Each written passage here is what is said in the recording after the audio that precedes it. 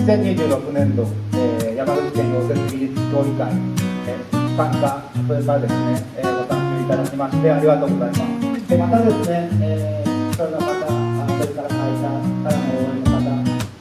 日頃からですね、選手の支援していただきありがとうございます。今日はですね、日頃の努力が形になるという瞬間ですので、ぜひとも温かい応援をしていただいて、選手のですね、背中を